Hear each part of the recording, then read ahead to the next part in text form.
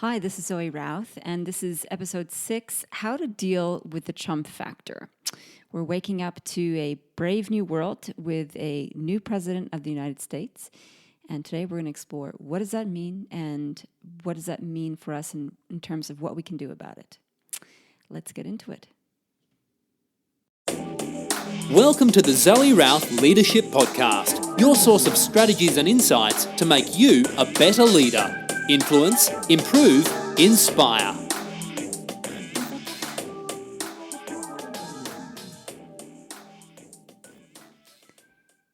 So, welcome. I've had a few days to ponder and read and reflect on the U.S. election. As a Canadian living in Australia with a sister who married an American and with American cousins, I feel very connected to the United States and to what this election actually means for us wherever we live in the world.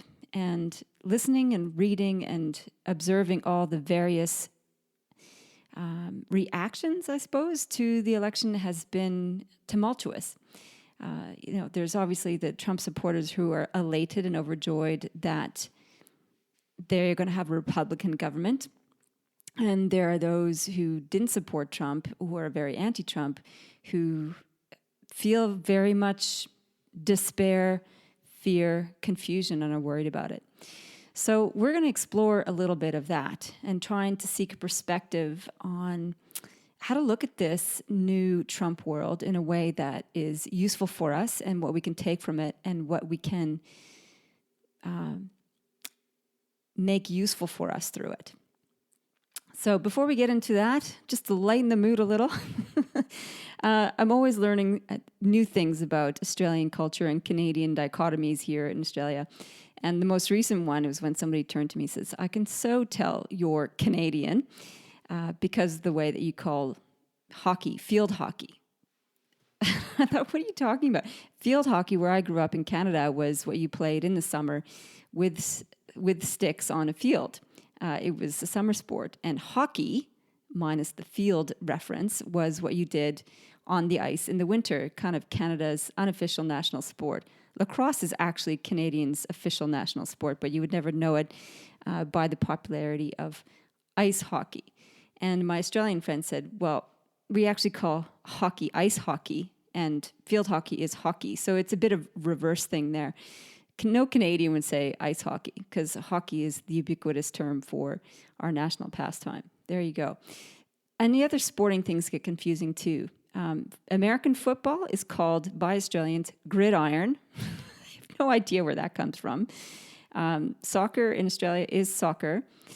And football, instead of being called the European soccer, is actually a word for rugby. And in Australia, there are 3 different types of rugby. Rugby union, rugby league, and Aussie rules, which is my personal favorite because it's such a fast and fun game. Anyway, little sporting differences in the common language that unites us across much of our globe. So a couple of news events. My new book, Moments, is actually coming out shortly. It's with the printer right now. It's going to be shipped to my house on Monday. You can get pre-order copies now for just $1 shopping. $1 shipping, at zoerouth.com/books. So I'm pretty excited about this book. I think it's a good read, and it's a powerful read about how we can have courage to speak up, conviction in our message, and resolve to act, which is particularly important given what we're talking about today and our current global context. We have more and more need for people to express themselves and to be seen and heard and to advocate for the things that are important. Another piece of news, my wonderful event, Edge of Leadership, which is happening here in Canberra, March 28th, 2017, which sounds like a long way away, but isn't, we've confirmed a couple of new speakers, which is awesome. Peter Monday of Lennox Motors, Volkswagen Lennox Motors here in Canberra, is a huge entrepreneur and philanthropist. He has raised in the last 8 years over $4 million for various charities. He is an enormously generous man and a savvy businessman. And the thing is that when those two things combine, amazing things happen. At the recent Men's Link Big Night Out, he donated a a car to be auctioned off, and it raised over $50,000 for the charity in that one auction item. The whole event, which was his idea, raised over $100,000 for our little local charity, Men's Link. Amazing. So he is going to be showcased as a case study at the Edge of Leadership event. And we're just finalizing table hosts for the unconference. So it's an unconference, which means we're not just going to speak at people. We want the opportunity for people to really connect and engage and process the things that they're learning. So they don't just get fire hosed at all day and then walk away and going, well, what do I make of that? We want to give people the opportunity to process and learn and digest. So you can get all the details of that event at my website. Just click on zoerouth.com/work and you'll find the event listed there. And I'll put a link in the show notes. And the show notes are at zoerouth.com/podcast/6. So one of the things that I've been reading that is helping me with processing what the election means to us is the book by Dan Gregory and Kieran Flanagan called Selfish, Scared, Stupid. And it's about how to use the power of human nature to influence. And the premise is that all of us are inherently selfish for good reasons, because it comes down to survival. We're scared because change can be threatening. And we're stupid because we want the simple things. We want the simple, lazy, easy way. And Dan and Kieran say, why go against human nature? Why not speak to that in terms of your influence and use it to your advantage to change behavior, either your own or other people's? And Dan asserts this is exactly why Trump has been so successful in the United States, because he spoke to those three core elements of many people throughout the United States. People are selfish in that they are confronting very serious survival needs. Their way of life has been degrading. They have had difficulty making ends meet. So they really are in survival mode. And a lot of his messages spoke and resonated exactly with that. They're scared because they don't know if their way of life can come back to equilibrium. They don't know if the great American dream is possible. And so that's why the whole message of Make America Great Again was something that many latched onto, because they felt that this ideal was tarnished, lost, decaying, evasive. And so the promise of hope with this is something that people really resonated with who are at that stage. And stupid, well, many people said that Trump voters are stupid. I don't necessarily believe that. 50 million people voted for the Republicans. I can't believe that 50 million people are stupid. What I can believe is that every single person who did end up voting, even though it's only half of eligible voters in the United States, all voted for hope. No matter which party they voted for, each person who bothered to cast a vote did so on the basis that they wanted something better. It just so happens they either picked a Democrat or a Republican or a Libertarian or other voter as the vehicle to find, to express or give that hope some legs. So I think that's the common ground in terms of shaping perspective that we can reach for, is to understand that every person who voted did so on the basis of hope and the thought of something better. Did some people vote because of hate, because they're protesting against one candidate or another?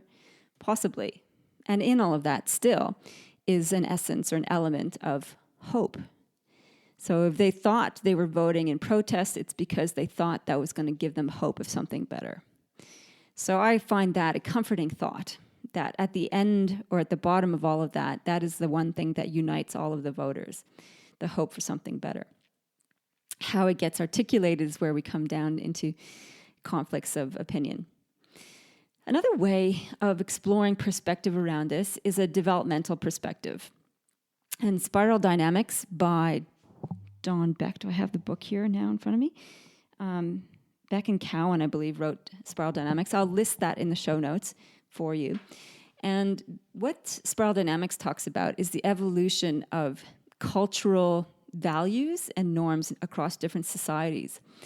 And they map sort of an evolution of perspectives that respond to different contexts. And so they point out that some of the emerging tribes or tribalism, there's particular characteristics or perspectives on the world that we have when we're in a society that is in survival mode, say, for example. And when we're in tribalism, it's us against the rest of the world for the basis of safety. So we need to be protectionist because we have a lot of threats against us. And so when we're in that sort of stage of development or in that context, we have different behaviors and attitudes that shape how we operate in the world to keep us safe. Now, they go on to explain that as context shifts and becomes more connected, so do worldviews and perspectives. And we can have a look at see how there's actually conflicts of perspective depending on where people's contexts are. And it's quite fascinating to look at the two coastal strips, the East and West coastal strips, who were largely Democrat in their voting trends versus the Midwest or the center of the country, which were largely Republican in terms of their perspective. And if you think what's going on for those two regions, the center versus the coast, you can see how it's reflected in their worldview. This is my perspective on it anyway, is that there's a lot of prosperity and opportunity happening on the coastal regions. The Midwest is where traditionally we've had manufacturing, which has collapsed, and the economy there has been, stymied, decaying, not that good. And so you have these two different contexts happening within the one large country. One is about opportunity and growth and globalism and connectivity, which expressed as in New York or LA, etc. These are very much global progressive centers, whereas the Midwest is basically experiencing a reverse trend. And with that, it shapes how people, they're immersed in their context. So as such, they respond to that in different ways. If people feel that their way of life is threatened, they tend to go into survival mode.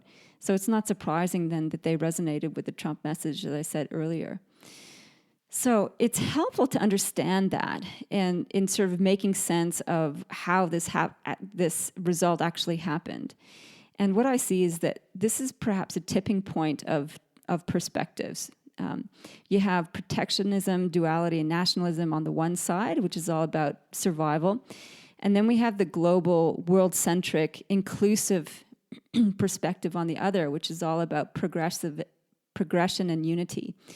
And they are, they're kind of equally distributed if you looked at the number of voters in terms of actual numbers of who voted for what. And really, the gravity of the country, of the United States, could go one way or the other, depending on how we end up showing up and having this discourse. So if more noise, I guess, goes to protectionism, then that is going to shift the tipping point. If more noise goes and expression goes to inclusivity and world-centric views and really working on that, then that will shift the tipping point. That's a very simplistic view, and there's a lot of other global issues that will come into play with this. And yet, here is the opportunity for us as individual leaders is how are we going to shape the tipping point? Which way are we going to help build the gravity? Are we going to do it in a way that puts us versus them, kind of duality, protectionism way of going about things, or are we going to do it as an inclusive perspective, that we're all in this together and that we need to work for a more cohesive, collaborative, compassionate world? I kind of vote for the latter. I believe that we can actually build a better world when we work in it together. So I'm stumping up to bat for that side of things, if you like, and I hope that you might consider doing the same. Another perspective I read on Facebook by Cindy Wigglesworth, and Cindy wrote this great book called SQ21, the 21 Skills of Spiritual Intelligence, which is really about advanced emotional intelligence. And people were waiting for her and asking her to put her perspective on the election results. And I think she had an excellent summary. And she said, this is really an opportunity for us to explore shadow. Because a lot of what was expressed through the Trump campaign is shadow-like perspective. What do we mean by shadow? It's like the dark side of our human nature. When we express hate towards another person or another culture or another country, this is our shadow side. Hate is the shadow of love. And it doesn't delegitimize that sentiment. It is something that is within all of us. And yet, as integrated people, we can choose whether or not we want to live through hate or live through love. And so as we see the shadow side of ourselves being given a lot of airtime and attention through the Trump campaign, and now that he's president, or is president-elect, now that he's very visible, the weight of authority may give it more legitimacy, which is what most people who are against the Trump ideals are concerned about, is that racism and sexism and making it okay to assault women, all that being given airtime and visibility and the weight of authority in a presidency is what people are afraid of, is that it will give license to shadow to become vindicated. And I think what Cindy talks about is that when we bring shadow to be looked at in full light, as opposed to hiding it under the carpet or letting it just bubble as an undercurrent, then it gives us an opportunity to really confront it and to deal with it and to ask ourselves, is this the kind of world we want to live in? And this is now front and center for all of us. I think when the weight of the political discourse was more on the Democratic side, there was an assumption that this was the better way of doing things, to be inclusive, to be accepting. And yet there's a huge amount of shadow at play, which is based on black and white perspectives and so on. So this opportunity to explore shadow, to bring it to life, to surface it, to address it, is the opportunity in this election, I believe. So that we can actually talk openly that, yes, people do have these kinds of fears of the other. Racism is basically born from the fear of the other and seeking to blame others for circumstances. And it's all come out of fear of loss, fear of being left behind. We see this in the Brexit vote. We see this in the election of Pauline Hanson and the One Nation Party here in Australia. So what can we learn from all this? And I think probably the critical thing as leaders is that we need to meet people where they are. So it's so easy to be disparaging and dismissive. Certainly I know I find that as an easy default, going, they're just crazy lunatics, uneducated so-and-sos, and that's not a very helpful perspective. That is actually not an inclusive perspective at all. So as leaders, I think we need to meet people where they are. And if that person shows up as someone who is racist, we need to understand what's driving that. Fear of the other, etc. It does not mean that we condone it or that we accept that perspective necessarily as acceptable. We need to understand it first, though. Homophobia also is based on the desire to impose order on the world, to have rules for things to be black and white. That's acceptable, that's not acceptable. And that desire to have rules is a fundamental desire for safety. When we have rules, it makes people feel safe. It means like, we understand how the world works. This is how it works. Now, what the problem is with that, of course, is that it makes some people right and some people wrong. And we don't want to do that. So we don't want to make people right or wrong. And the problem with having black and white rules is that when you live and see the world as a rainbow, you are on the outer. And then we have divisiveness and we have exclusion, which is not how we build a prosperous, dynamic, inclusive, robust, and resilient society. So anything that's divisional is actually exclusive, and that does not help us build anything successfully. So what can we learn from this? Meet people where they are, understand their perspective, not necessarily condone it, and then we can help deal with the root issues. So if the root issue around homophobia and racism is fear, then let's talk to that fear. Let's park the negative expression of the fear and look to help to reassure people that an inclusive society is actually a safer society than one that is exclusive. That's where we can focus as leaders. The other thing I think we can learn from this is that we never win an argument by making other people wrong. You ever been in an argument saying you're wrong and think, oh yeah, you're absolutely right. I come around to your way of thinking. The more that we say you're wrong, you're wrong, you're wrong, the more people get defensive and entrenched in their views. So we can't make people wrong. We actually need to look beyond their argument and strive to see the human being underneath or behind the vitriol. Now, this is extraordinarily difficult when what's coming out of the human being's mouth is something that we find abhorrent in terms of the expression of the ideas and the sentiment behind it, i.e. racism or homophobia or whatever it is. To reach for that place where we can see the human being behind the vitriol is an exercise in deep compassion. The way that I try and do this is trying to imagine that person as they once were as an innocent baby, before they had all these mental and social constructs developed within them and being expressed as an adult. It's incredibly hard. However, once I find that I'm able to do that, it helps me remember that they are a human being with wants and desires and fears and hopes. And that's the part of them I hope to connect with in helping them let go of the things that are perhaps divisive. So that's how I strive to be an influencer, is to first to reach for the perspective of them as a human being, and then gently be able to help see and guide them through a perspective that is more inclusive, that will eventually serve them better anyway. Does it work? Don't know necessarily that it's going to be a winner. However, I do know that by condemning and adding to divisiveness is not going to help. So I think if we continue to seek to understand, continue to seek to see people as human beings, then we are adding good things to the collective human context. And I think that is something worthy of standing up for and worthy of doing. Do we need to also deconstruct the messages of hate? Yes, we do.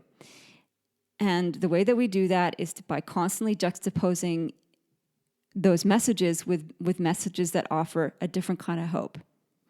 So if we keep doing that, we can hope that we can bring people into an inclusive world, a compassionate world. So for you, what I'd love you to do is to reflect on what matters most to you. What values do you actually hold really close to your heart? What's important to you? Where do you see these values being expressed well in the world, and to celebrate that?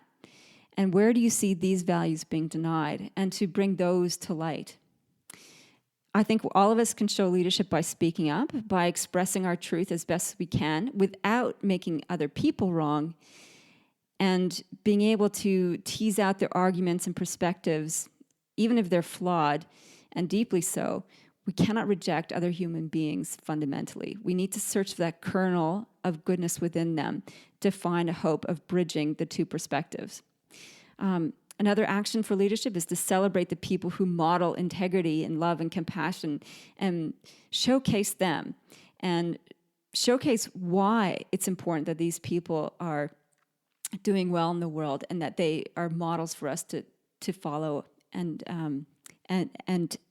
emulate. Excuse me. I think probably the last mention, I'll take it from Cindy Wigglesworth, is just deal with what's in front of you one day at a time. We don't know how this is all going to play out. We don't know which way the world is going to tip. However, if we put out good messages of compassion and love and understanding and strive for a more inclusive, compassionate world, this will add to the weight of balance to a more inclusive, peaceful world. And that is what I'm holding as my intention and as my calling card for leadership from this day and every day forward. So I'd love to hear your perspective. This is a big topic, obviously, and every perspective is welcome. Please leave a note, a comment in the show notes. Sorry, not in the show notes. Comment on the podcast page. I'd love to hear what you have to say about things. I'm going to list all the book titles I mentioned on the show notes page, which is zoerouth.com/podcast/6. And yeah, keep talking, keep sharing, keep feeling, and we'll make our way through this. Live well, lead well.